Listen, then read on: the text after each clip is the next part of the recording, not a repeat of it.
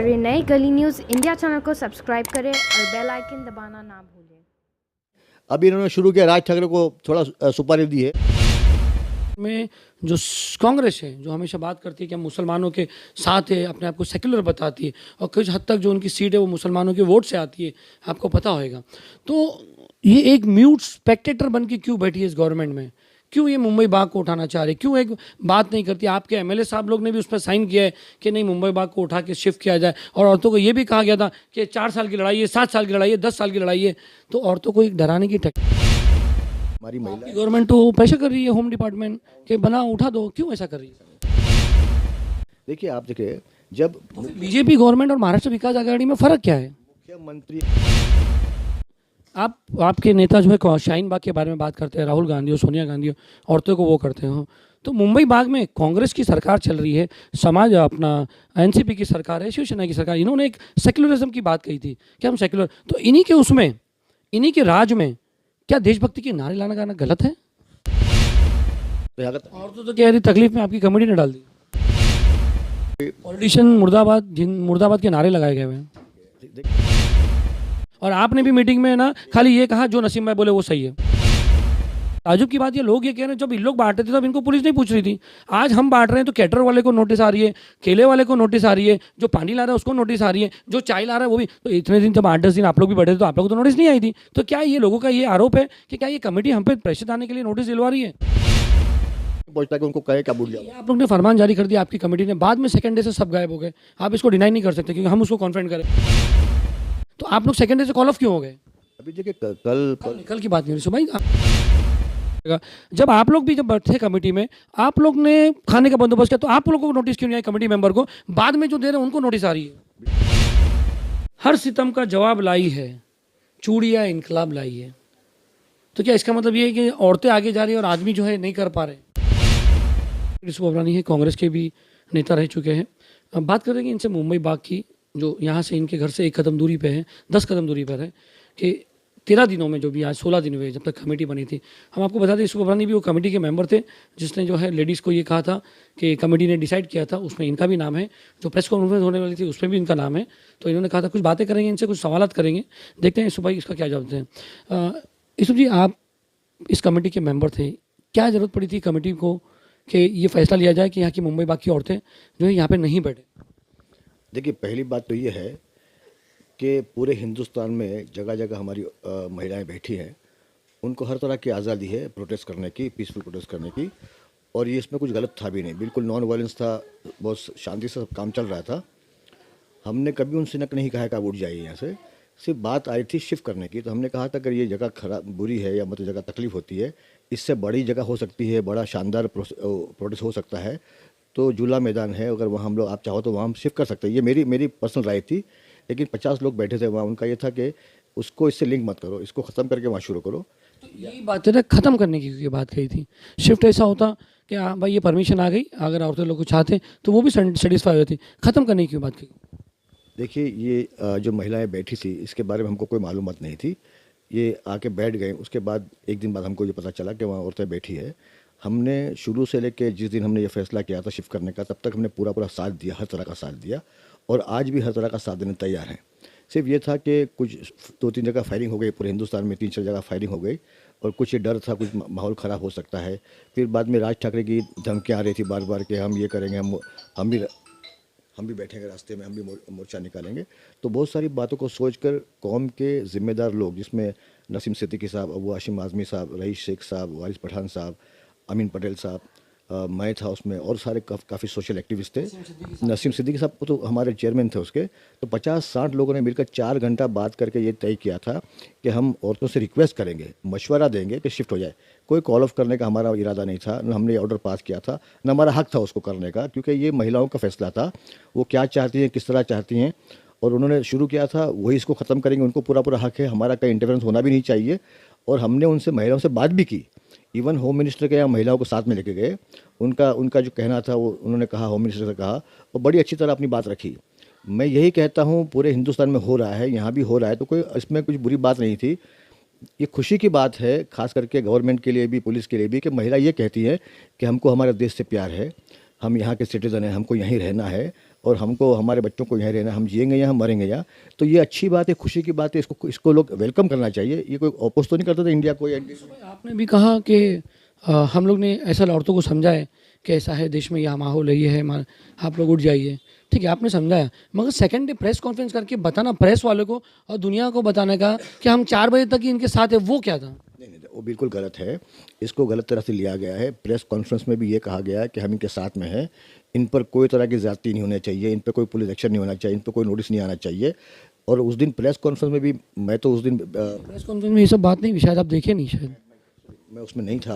मैं उसमें press conference में ये बताया गया कि 4 बजे तक हमने कहा, इनको टाइम दिया हुआ है, और ये जो है हम थे ना सर, हम तो 10 प्रेस के साथ भी थे, बाद में इंटरव्यू भी लिए, वो कहीं ना कहीं वहाँ पर सपोर्ट की बात ही नहीं की गई, खाली कहा था कि 4 बजे तक का हमने इनको दिया है कि आप उठा दीजिए। नहीं, जो मुझे जानकारी मिली है, मैं नहीं था प्रेस कॉन्फ्रेंस में, मुझे जानकारी दी गई और जो फैसला हुआ था कमेटी का कि हम इनके साथ में हैं, इनके साथ आगे भी रहेंगे, इनको रिक्वेस्ट करते हैं कि यहाँ से शिफ्ट होकर वहाँ चले जाएं, लेकिन ये भी है कि उनकी मर्ज़ी के ऊपर है, उनको फोर्स नहीं करना चाहिए, उन पर ज़बरदस्ती नहीं करना चाहिए, उनको इस तरह मजबूर भी नहीं करना चाहिए। अगर वो फैसला करती है राजी खुशी और समझती हैं कि हाँ वहाँ शिफ्ट होना बेहतर होगा, ताकि बड़ा प्रोसेशन हो, काफ़ी दिनों तक बैठना पड़ेगा, उसकी तैयारी करेंगे, शेड बांधेंगे, माइक की परमिशन लेंगे, लीगल परमिशन लेंगे। सिर्फ इतना एक डर था कि इलीगल जगह पर बैठे हैं तो उस पर कोई पुलिस एक्शन न हो और हमारी महिलाओं को तकलीफ न हो, ये उनकी हमदर्दी में, उनके फेवर में फैसला किया गया था। और लेकिन कॉल ऑफ करने की तो बात थी ही नहीं, शिफ्ट करने की बात। आप लोग जो शिफ्ट करने की बात है, आप लोग के हाथ में काफ़ी वक्त था, आप लोग होम मिनिस्टर के पास गए थे, आप लोग परमिशन लेके आए थे, साहब जरा हमको परमिशन दे दो, हम वहाँ जाएंगे, औरतों को समझा दें। एक आपके पास एक टोस वो रहता कि देखिए परमिशन आपकी झूला मैदान बोलो, किधर भी बोलो, क्योंकि हमें पता है कि हमने जब पुलिस से बात की, उन्होंने कहा था हम झूला मैदान की परमिशन की बात ही नहीं कर रहे, तो आप बोल सकते थे कुछ लेके, आपने खाली कहा कि कॉल ऑफ कर दो, हम देखेंगे बाद में, मुंबई बाद में अच्छे से बनाएंगे। कॉल ऑफ करने की बात ही नहीं थी, सिर्फ इतना नहीं, मीटिंग में मशवरा चला, आप जब थे, जब मशवरा चल रहा था, फैसला नहीं हुआ था। फैसला ये हुआ था 99% लोगों ने कहा था कि शिफ्ट की बात करो, कॉल ऑफ करने की बात मत करो। और इवन हमारे चेयरमैन साहब ने भी कहा था कि ठीक है हम लोग समझाएंगे, राजी खुशी होगा तो ठीक है, वरना हम लोग शिफ्टिंग की बात ही करेंगे। और शिफ्टिंग में ये था कि हर तरह की सहूलत प्रोवाइड करने के बाद शिफ्ट करेंगे, परमिशन लेने के बाद शिफ्ट करेंगे, जब तक यहाँ कंटिन्यू रहे। नहीं, यहाँ आपकी कुछ वो, हम इससे आपकी बातों से इत्तेफाक नहीं रखते हैं, ये सब बातें नहीं हुई है। मेरा मशवरा था, वहाँ की बात ये हुई थी, आपका मशवरा हो सकता है, मगर वहाँ पर कमेटी का फैसला ये था कि जो औरतों ने हमको बताया कि आदमी लोग हमारे को प्रेशर दे रहे हैं और कह रहे हैं कि ये जो है ये आप ख़त्म कर दीजिए। और जब हमने कहा कि मुंबई बाग जाने का, दूसरी जगह शिफ्ट करने का, तो उन्होंने कह दिया कि नहीं, वहाँ पर अभी नहीं, पहले ये ख़त्म करो, फिर 2-4 दिन बाद, 8 दिन बाद देखेंगे, उसके बाद हम वहाँ पर अच्छा टेंट बांधेंगे, ये डालेंगे, स्पीकर लगाएंगे, ये बात थी। यानी मुंबई बाग ख़त्म करने का एजेंडा जो था वो चल रहा था। 99% लोगों ने राय दी थी, नाम के साथ कह सकता हूं कि इनको शिफ्ट करने की बात करना चाहिए, कॉल ऑफ की बात नहीं करनी चाहिए। और साथ में ये भी, वो भी उनकी मर्जी होगी तो, कोई फोर्स नहीं, कोई प्रेशर नहीं, कोई दबाव नहीं, और ये भी उनकी सेफ्टी और सिक्योरिटी के लिए। जब उन्होंने फैसला कर दिया कि हमको यहीं बैठना है, तो हमने उस फैसले को मंजूर किया। हम लोग कल भी गए थे पुलिस कमिश्नर के पास। रोकते हैं, ये कल पे नहीं आते अब उन रोकते हैं, पीछे जाते हैं। जिस दिन प्रेस कॉन्फ्रेंस हुई, एक तो वहाँ पर सब गायब थे, सिर्फ आरिफ नसीम जो है नसीम सिद्दीकी साहब थे वहाँ पर, और जो उन्होंने कहा कि सब लोग, बाकी जो लोग हैं ट्रैफिक में फंसे हुए आ रहे हैं, तो उस टाइम क्या खिचड़ी बन गई? नहीं, ये मशवरा यही हुआ था कि अगर हमारी महिलाएं इस बात से राज़ी नहीं है कि उनको वहीं बैठना है, तो उनको वहीं बैठने दिया जाएगा। शिफ्टिंग का प्रपोजल है, उनको कहीं वहाँ से हटाने का, दबाव बनाने का, या उनको कॉल ऑफ करने का। कवर अप कर रहे हो, ये कवर अप कर रहे हैं। हमने अभी कहा आपको कि हम मीटिंग में थे, हमारा इंटरव्यू हुआ, और उन्होंने कहा था कि ये जो है कॉल ऑफ करने की बात होगी, हमने यह कर दिया। अभी औरतें समझे, ये ओपनली था। देखिए यूसुफ भाई, कुछ बात ऐसी होती है कि आप खाली बोल देते हो, लोग बोल देते हैं, उसके बाद से आप लोग पीछे से हट जाते हो।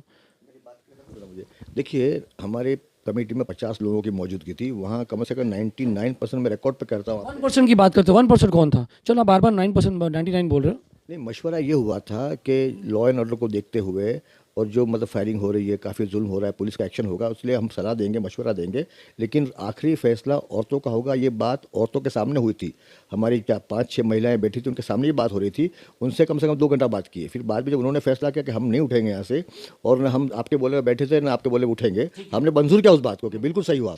और हम ये भी मानते हैं कि जब हिंदुस्तान भर में कहीं भी ये रात को होने के बाद सेकंड डे आपकी प्रेस कॉन्फ्रेंस आती है, 4 बजे कहती है कि हमने 4 बजे तक ये डिसीजन दिया। नसीम सिद्दीकी साहब सबके नाम बताते हैं कि ये लोग ने सहमति करके कहा हम 4 बजे तक इनके साथ है। मतलब क्या, इनके 4 बजे तक इनके साथ है, तो ये डेडलाइन क्यों थी? देखिए, नसीम सिद्दीकी साहब के नाम से ये कहा जा रहा है, लेकिन ये बात गलत है। उनका हमने इंटरव्यू लिया है सर, हमने बात किया, हम प्रेस कॉन्फ्रेंस में, आप ऐसा कैसा बोल, इतना साइड आप कैसे ले सकते हो?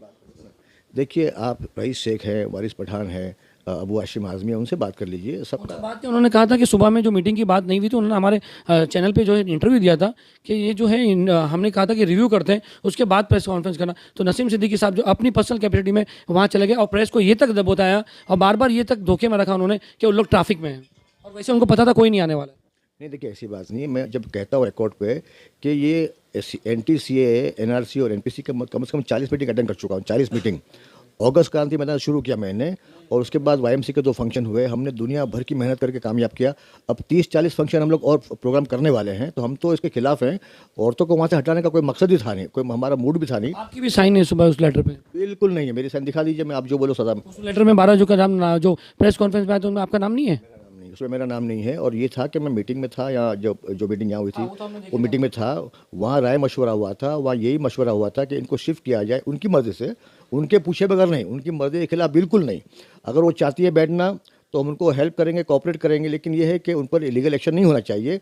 इसी बात को लेकर हम गए पुलिस कमिश्नर के पास कि हिंदुस्तान भर में हो रहा है, कहीं एक्शन नहीं होता, आप क्यों एक्शन लेना चाहते हो? तो कमिश्नर ने वादा किया हमसे कि देखिए फिलहाल जो लॉ एंड ऑर्डर बन रहा है मुंबई का, लोग जगह जगह बैठने की बात करते हैं, अलग दूसरी पार्टी के लोग, मनसे के लोग भी बैठने की बात करते हैं, तो उसको वो करने के लिए हमको ये कम से कम थोड़ा एक्शन दिखाना पड़ता है और हमको लॉ एंड ऑर्डर मेंटेन करना पड़ता है। लेकिन ये है कि इन पर कोई एक्शन नहीं होगा फ्यूचर में भी, ये वादा लेके निकले हम लोग। हमको फिक्र है क्योंकि हम लोग 50-40 साल से काम कर रहे हैं, हमको मालूम है कि माहौल क्या कैसा हो सकता है। तो एक डर और खौफ था कि हमारी महिलाओं पर कोई तरह की जाति न हो, उसके लिए शिफ्टिंग का, ताकि वहाँ अच्छी तरह प्रोटेक्शन हो, हमारे वॉलंटियर्स काम करें। लेकिन ये भी कहा गया था कि जो बैठी महिला खुद बैठी है और खुद ही फैसला करेंगे उठने का, हमको कोई हक नहीं पहुँचता कि उनको कहे क्या बुढ़ जाओ। आप लोग ने फरमान जारी कर दिया आपकी कमेटी ने, बाद में सेकंड डे से सब गायब हो गए। आप इसको डिनाई नहीं कर सकते क्योंकि हम उसको कॉन्फिडेंट करेंगे कि सारी टीम मेंबर गायब हो गए। जो टीम जो खाने का इंतजाम करती थी आप लोग की मेंबर में, जो खाने का इंतजाम करती थी, जो पानी का इंतजाम करती थी, जो सब चीज़, वो सब आप लोग ने उठा दिया था। सब लोग आपने उठा दिया था कि आपकी टीम ने फैसला की थी कि औरतों को हम जो है जो भी पानी भी नहीं सप्लाई करने देंगे, चाय भी सप्लाई नहीं करने देंगे। तो आप लोग सेकंड डे से कॉल ऑफ क्यों हो गए? अभी देखिए कल की बात नहीं हो रही भाई, हम कल पे भी आएंगे, बाद में आएंगे। पहले हम बात करते हैं जिस दिन कंटिन्यूस जाते हैं सुबह। देखिए गोल गोल घुमा की बात नहीं करते हैं, सीधा सीधी बात करते हैं। जिस दिन प्रेस कॉन्फ्रेंस हुई थी उसके बाद से आप लोग गायब हो गए, उसके बाद से पुलिस का स्ट्रिक्ट एक्शन होने लगा। जब आप लोग भी जब थे कमेटी में, आप लोग ने खाने का बंदोबस्त किया, तो आप लोगों को नोटिस क्यों नहीं आया कमेटी मेंबर को? बाद में जो दे रहे हैं उनको नोटिस आ रही है। बिल्कुल गलत बात है।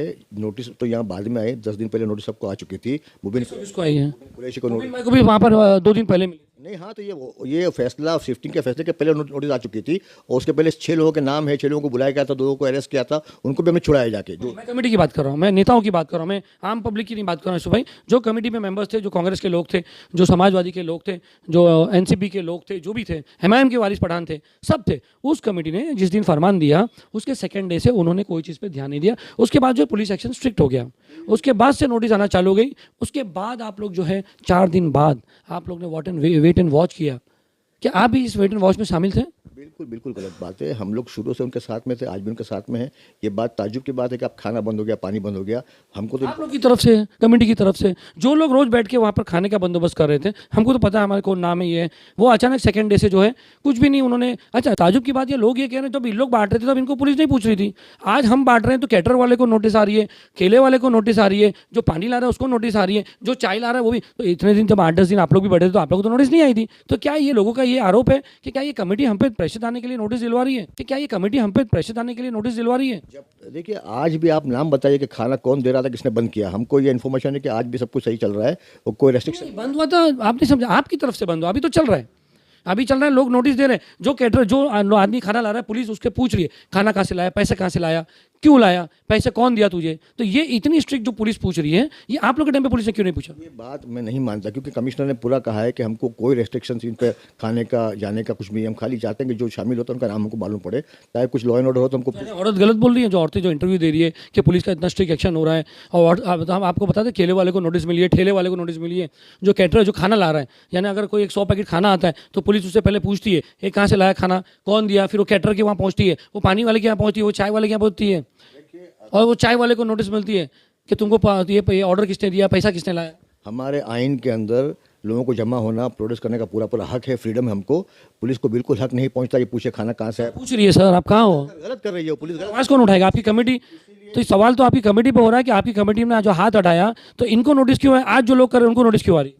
कमेटी उनके साथ आज भी है। बताइए, आप कमेटी मेंबर में मुबीन भाई को छोड़ के, मुबीन कुरैशी को छोड़ के कितनों को नोटिस आई है? जो बैठेगा उसी को नोटिस आएगी। हम तो बैठते नहीं जाके वहाँ। तो पहले बैठते थे ना, नहीं वहाँ पूरी कमेटी देखती थी, पूरी सब इंतजाम करते थे। लोग मीटिंग में पहुंचे थे, कभी बैठे नहीं थे मैं वहाँ। आपकी नहीं बात कर रहा हूँ, आप तो मीटिंग में आए, पहली बार आए, एक ही बार आए आपने, और आपने भी मीटिंग में ना खाली ये कहा जो नसीम भाई बोले वो सही है। शिफ्टिंग की बात किया मैंने, पूरे मेरी स्पीच है कि इनको शिफ्ट किया जाए, कंपलसरी शिफ्ट किया जाए, बंद नहीं किया जाए, ये कंटिन्यू होना चाहिए। शाहीन बाग में लोग बैठे हैं, उनको खराब असर जाएगा इसका। मैं लास्ट आपने कहा था अभी रिकॉर्ड पे कहता हूँ, लास्ट तक आप किसी से पूछो, मैं शामिल थे मीटिंग में, कि इनको कंटिन्यू करो, उनको जो ताकत चाहिए, जो हेल्प चाहिए हम लोग करेंगे, लेकिन कंटिन्यू करो। अगर बहुत से बहुत है तो शिफ्टिंग की बात मानता हूँ मैं, लेकिन इनको यहाँ से हटाने की बात मत करो जब तक कि ये खुद राजी ना हो। दूसरी बात ये है, हम लोग कल गए थे कमिश्नर के पास यही बात करने के लिए कि कोई ज्यादती नहीं होना चाहिए, कोई एक्शन नहीं होना चाहिए, हिंदुस्तान में कहीं नहीं होता, यहाँ क्यों हो रहा है, ये हमने खुद क्वेश्चन पूछा था। कमिश्नर ने वादा भी किया कि ऐसा कोई कार्रवाई नहीं होगी। ठीक है, लॉ एंड ऑर्डर मेंटेन करने के लिए हमको कानून को अपना सहारा लेना पड़ता है, लेकिन ये कि महिलाएं हमारी है और हम भी जो ये इशू है उसको हम भी समझते कि बहुत सीरियस इशू है, इसमें किसी का दखल, किसी का प्रेशर होना नहीं चाहिए। लेकिन हमने साफ कहा है कि ना हमने उनको बिठाया था, ना हम उनको उठाने की बात करेंगे। उनको तकलीफ होगी तो हम खड़े रहेंगे उनके साथ में, और बाद में इसको और बढ़ा सकते हैं अगर। और तो कह रही तकलीफ में आपकी कमेटी ने डाल दी।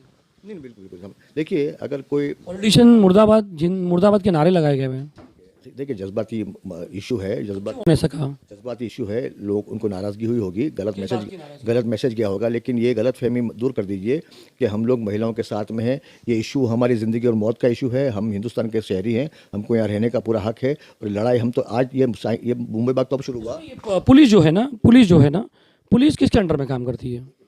मुंबई बाग तो अब शुरू हुआ है 10-12 दिन पहले, लेकिन मेरे जिम खाना में हमने कम से कम 40 मीटिंग, 16वां दिन है सर। नहीं 40 मीटिंग लिया। आपने 11 दिन कब बोले थे? आखिरी जो आप लोग ने फरमान जारी किया था ना, वो 11वां दिन आपने बराबर पकड़ा, वो याद है आपको? 10-15 दिन की बात मत करो। मैं जब शुरू हुआ ना इशू, जब से हमने अगस्त क्रांति मैदान शुरू किया, जिम खाना में हमने 40 मीटिंग की, और बगैर पैसा लेकर उनको खाना खिलाया, चाहे JNU हो, चाहे जामिया हो, चाहे हमारे उलमा हो, चाहे हमारे एलायंस जो कमेटी बनी वो हो, चाहे हम बाकी स्टूडेंट्स की मीटिंग हो। आप पूछिए जो स्टूडेंट्स आगे हैं उनको सपोर्ट किसने किया था, चाहे गेटवे ऑफ इंडिया का हो, चाहे कैंडल मार्च हो, सब में हम शामिल थे। स्टेडियम का टिकट मैंने दिया, पैसे मैं दिया। यूसुफ अबरानी की इंडिविजुअल कैपेसिटी की नहीं आ रही बात, यूसुफ अबरानी से इसलिए हो रही कि he was a part of that committee. देखिए, अगर 40-50 साल से कोई इलाके में लोग काम करते हैं, MLAs हैं, एक्स MLAs हैं, मिनिस्टर्स हैं, एक्स मिनिस्टर्स हैं, सोशल एक्टिविस्ट हैं, अगर वो सब मिलकर 50 लोग मिलकर सर जोड़ के बैठ के कोई फैसला करते हैं जो कौम के हक में बेहतर होता है और जो दूरअंदेश होता है, जिससे मतलब हमारी महिलाओं को तकलीफ न हो, ऐसा कोई फैसला अगर किया है तो वो भी उनके हक में सोच के किया है।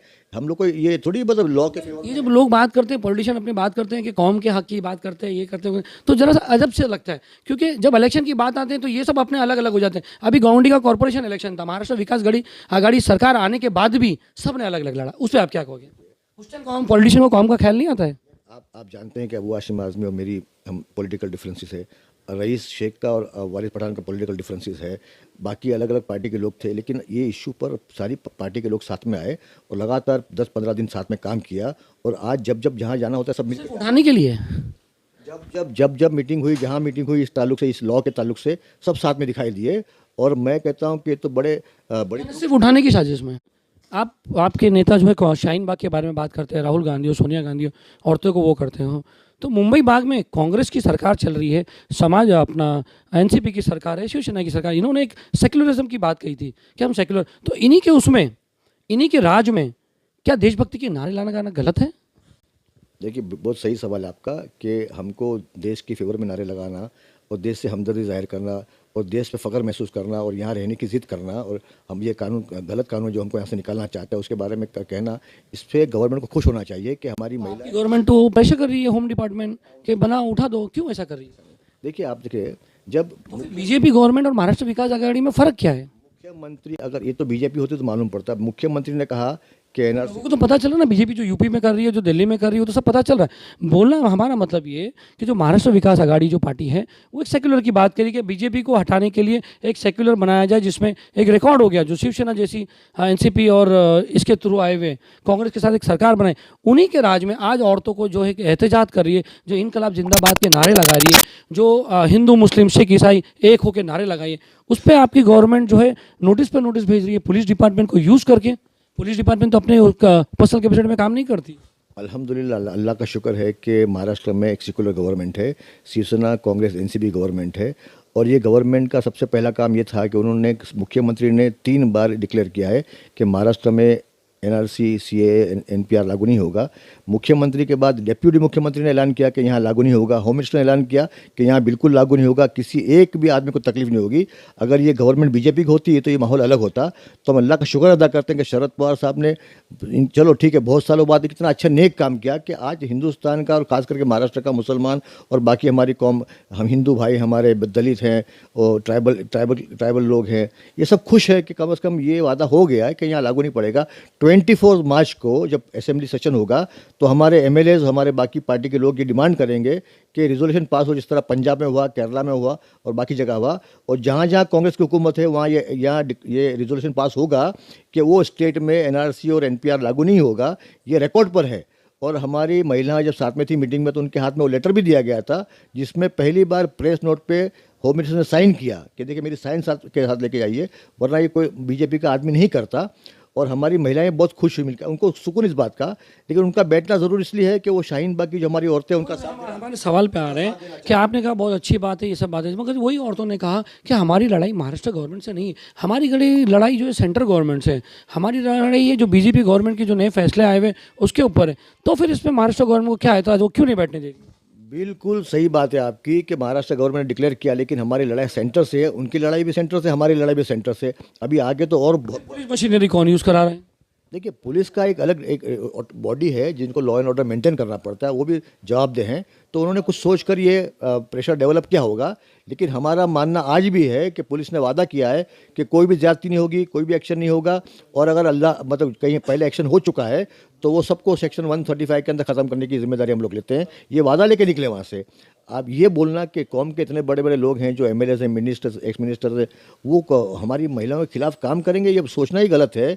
और ये मतलब बहुत ही शर्म की बात है कि लोग इस तरह गलत अफवाह फैलाते हैं। बल्कि हम तो उनके साथ में हैं और साथ में रहेंगे आगे।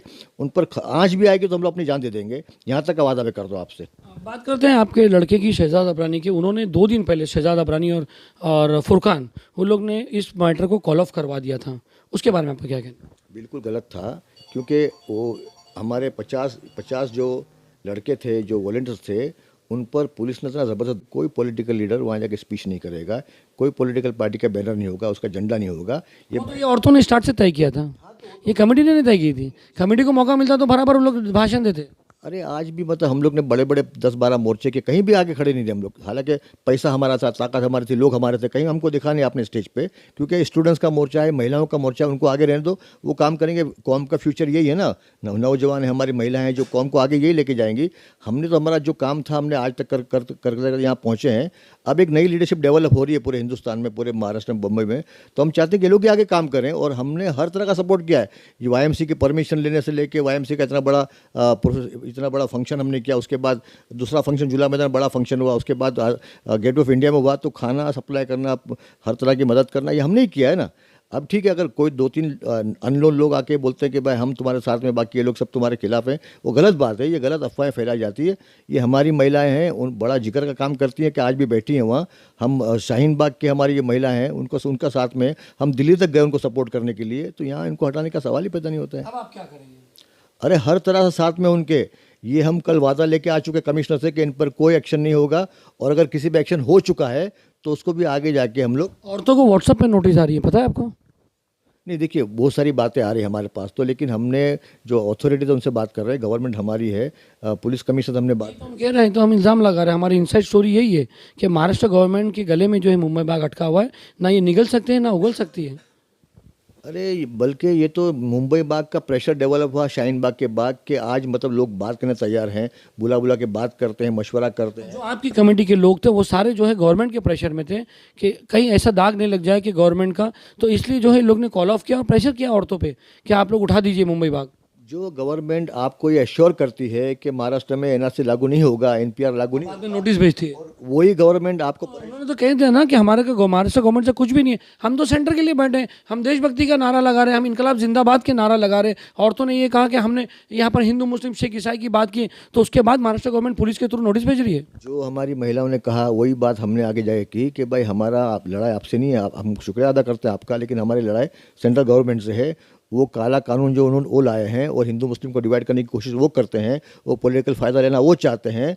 हम चाहते थे कि ये मोर्चा और शानदार हो, ये प्रोटेस्ट और शानदार हो, इसलिए हमने कहा था कि लॉ एंड ऑर्डर ये जगह पे परमिशन नहीं है, तो कहीं ऐसी जगह जाएं जहाँ परमिशन हो, हर तरह की सहूलत हो, मंडप हो, गद्दे हो, तकिए हो, टॉयलेट की फैसिलिटी हो, खाने पीने का बंदोबस्त हो, माइक का बंदोबस्त हो, ताकि ये प्रोटेस्ट और शानदार हो। और आज भी हम उसके फेवर में हैं। अगर समझो मान लो सुप्रीम कोर्ट ने फैसला किया कि इनको इलीगल जगह से जगह हटा से लीगल जगह लेना चाहिए, तो उसमें हम लोग आगे आगे रहेंगे उनको सपोर्ट करने में। देखिए, सुप्रीम कोर्ट का ऑर्डर जब आता है ना तो पूरे हिंदुस्तान में लागू पड़ता है वो। तो हमने ये वादा किया है कि अगर सुप्रीम कोर्ट ने अगर इस ऑर्डर पास किया कि रास्ते पे बैठना गलत है, तो हमको अगर आप परमिशन दोगे तो with the consent of the महिलाओं से बात करने के बाद, उनका मशवरा लेने के बाद अगर राज़ी होंगी तो हम उनको बेहतरीन जगह शिफ्ट करेंगे और हर तरह की सहूलत पैदा करेंगे उनके लिए। ये वादा हमारे स्टैंडिंग हमारे ऑफर है, कभी भी, आज नहीं हमेशा। और ये लड़ाई चलेगी, बहुत लंबी लड़ाई है, ये 4, 5, 6 महीने में ख़त्म होने वाली लड़ाई नहीं है। इसको आसाम में 1951 में शुरू हुआ और 2020 में ख़त्म हुआ। तो हम समझते हैं कि मसला कितना गंभीर है और ये हर इलेक्शन में इश्यू को लिया जाएगा ताकि हिंदू मुस्लिम को डिवाइड किया जाए। और हम समझते हैं कि चाल क्या है। आज दिल्ली के अंदर जो सीट आई है, 6-7 सीट आई है, वो शाहीन बाग को दिखा दिखा के उन्होंने सीट हासिल की है। वो चाहते हैं हिंदू मुस्लिम हो, लेकिन मैं शुक्र अदा करता हूँ हमारे स्टूडेंट्स का, हर कौम के स्टूडेंट्स साथ में हैं और हमारे बाकी लोग, बाकी हमारे हिंदू भाई हैं, हमारे दलित भाई हैं, हमारे ओबीसी के लोग हैं, मुसलमान हैं, सब मिलकर लड़ाई लड़ रहे हैं। जो कायदा बना था हिंदू मुस्लिम को डिवाइड करने के लिए, उसी कायदे ने दोनों को जोड़ दिया, साथ लाया। तो ये अच्छी बात है हमारे लिए। और ये लड़ाई बड़ी लंबी लड़ाई है और ये लड़ाई में हमेशा हम आगे दिखेंगे आपको। और जो जो सहूलत हमसे होगी वो प्रोवाइड करेंगे और जो जो मतलब हमारी महिलाएं चाहेंगी, हमारी कौम चाहेगी, उसमें आगे रहेंगे। कहीं पीछे हटने का सवाल ही पैदा नहीं होता उसमें, चाहे जो भी उसका हशर हो आगे जाके उसको। महाराष्ट्र में आपकी कांग्रेस की बात करते हैं, महाराष्ट्र गवर्नमेंट में जो कांग्रेस है, जो हमेशा बात करती है कि हम मुसलमानों के साथ है, अपने आप को सेक्युलर बताती है और कुछ हद तक जो उनकी सीट है वो मुसलमानों के वोट से आती है, आपको पता होगा। तो ये एक म्यूट स्पेक्टेटर बन के क्यों बैठी है इस गवर्नमेंट में? क्यों ये मुंबई बाग को उठाना चाह रहे? क्यों एक बात नहीं करती? आपके एमएलए साहब लोग ने भी उस पर साइन किया है कि नहीं, मुंबई बाग को उठा के शिफ्ट किया जाए। और औरतों को ये भी कहा गया था कि 4 साल की लड़ाई है, 7 साल की लड़ाई है, 10 साल की लड़ाई है। तो औरतों को एक डराने की टैक्टिक की गई थी। बिल्कुल बिल्कुल गलत बात है, सरासर इल्ज़ाम है ये। पंजाब में हमारी गवर्नमेंट ने लॉ हमने पास कर दिया, रिजोल्यूशन। कर्नाटक यहाँ तुम्हारा देखो, बाकी जो स्टेट, आप कह रहे हो कि रेजोल्यूशन पास हो जाएगा? 100% आपको 4-5 स्टेट में तो आ चुके हैं ऑलरेडी। 24 मार्च को जब ये शुरू होगा, असेंबली शुरू होगी, तब ये रेजोल्यूशन की डिमांड हमारे पार्टी के एमएलएस करने वाले हैं और सीएम से उन्होंने बात भी कर ली है और ये पास रेजोल्यूशन होगा। संजय राउत ने वादा किया है कि ये हम लोग करके दिखाएंगे, अगर वो हटे ने धक्का मार के हटाएंगे उनको, ये भी कहा है उन्होंने। तो रिकॉर्ड बिल्कुल साफ है। ये हमारे महाराष्ट्र में इस बात को डरने की ज़रूरत बिल्कुल नहीं है। यहाँ हमारी अगाड़ी गवर्नमेंट है और साथ में एनसीपी, कांग्रेस और ये समाजवादी और शिवसेना साथ में है। यहाँ ये होना ही होना है। और जहाँ जहाँ कांग्रेस है वहाँ ये फैसला होगा कि एनआरसी एनपीआर लागू नहीं होगा। सीए की क्यों नहीं बात करते?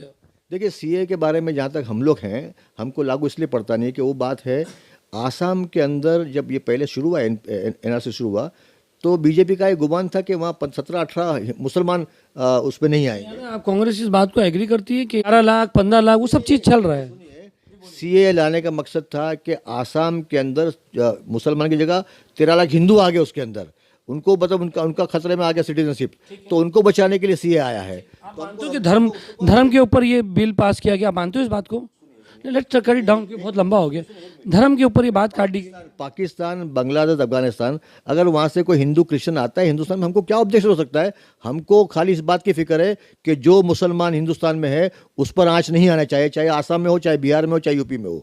ये हमारा मानना है, हमारी पार्टी का मानना ये है। उसके लिए जो कुछ होता है हम लोग करेंगे। लेकिन आप एग्री करते हो कि जो बीजेपी गवर्नमेंट ने जो ये बनाया कि जो बाहर से आए हुए मुसलमान जो है, बात ये हो रही है कि जो मुसलमान वर्ड इन्होंने यूज़ किया वो बता रहे, गैर संविधान बता रहे, और अभी आप कह रहे हैं कि हमारे जो हिंदुस्तान में रह रहे हैं उनमें तकलीफ नहीं होना चाहिए। यानी आप इसको अल्टीमेटली एग्री करते हो कि जो हिंदू मुस्लिम बांट की गई उसमें मुस्लिम इंक्लूड नहीं किया गया? जो देखिए, जितनी सेक्युलर पार्टी हिंदुस्तान में है, सबने कहा है कि वो वर्ड मुसलमान का डालना कि हिंदू। महाराष्ट्र गवर्नमेंट सीए के लिए क्यों नहीं बात कर रही? सेंट्रल एक्ट है, सेंट्रल एक्ट को सेंट्रल एक्ट ही कर सकती है, स्टेट को पावर नहीं है।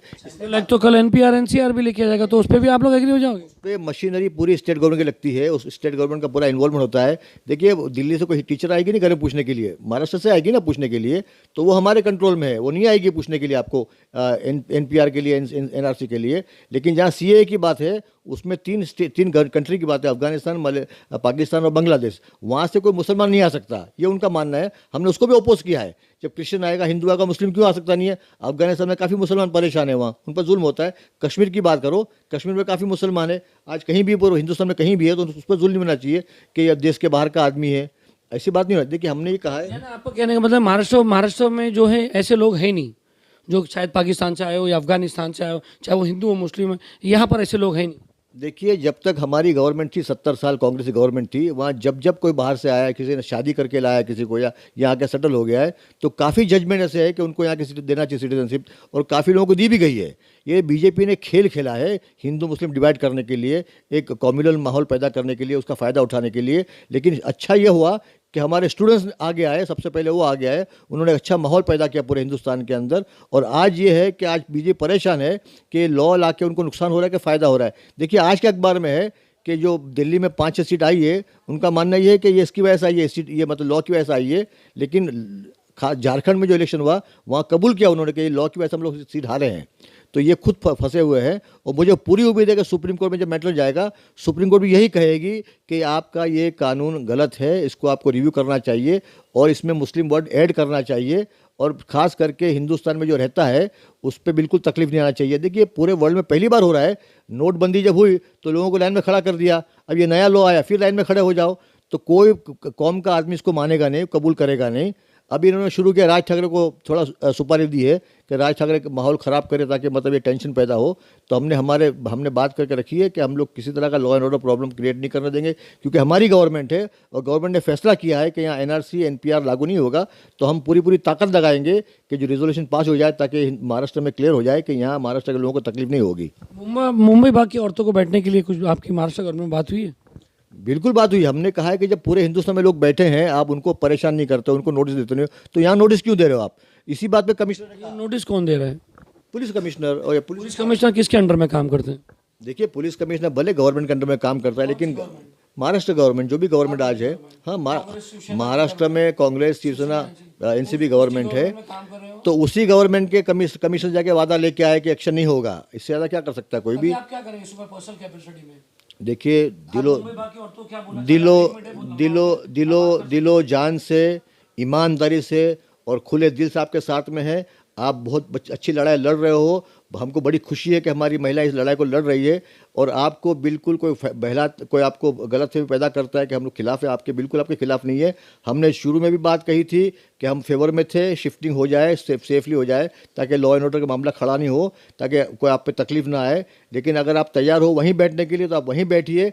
अभी देखिए, जब आप चाहेंगे, आपकी मर्जी होगी, आपकी ख्वाहिश होगी, और तो हम लोग आपके लिए जो आप शिफ्ट करोगे बाद शिफ्टिंग की, तो उसमें भी आपका साथ देंगे।